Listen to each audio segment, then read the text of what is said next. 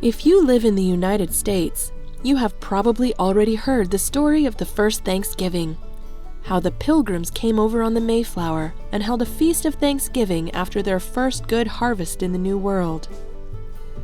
But how did a Massachusetts harvest festival in 1621 become a modern national holiday?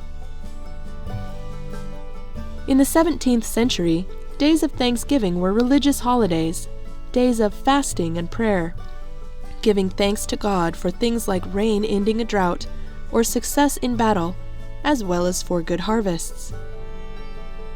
In 1777, Congress proclaimed a day of Thanksgiving in all 13 colonies to commemorate the victory of American forces over the British at the Battle of Saratoga. Another day of Thanksgiving was celebrated in November of 1782, after the British House of Commons voted to end the Revolutionary War.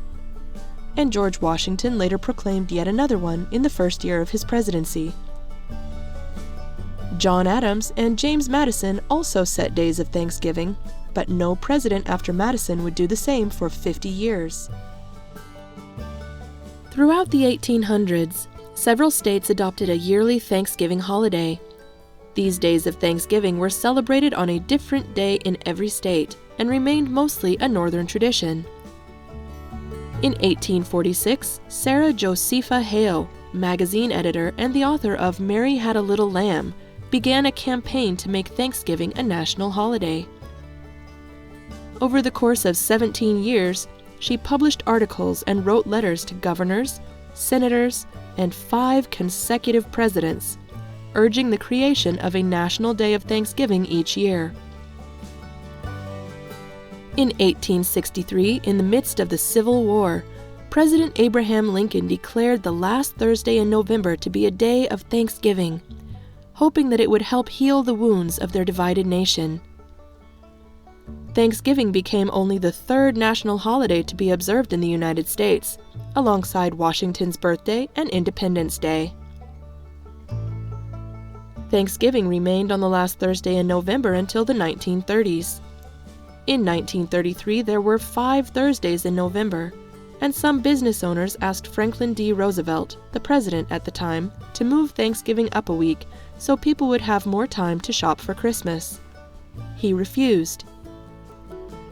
The next time there were 5 Thursdays in November was 1939, and Roosevelt was still president.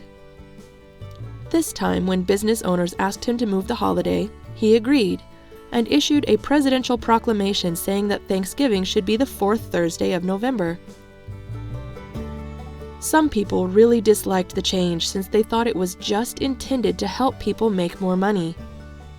Some states' governors even refused to change the date of their state's Thanksgiving celebrations until 1941, when Congress passed a law saying that Thanksgiving should be on the 4th Thursday, bringing everyone's celebrations back to the same day.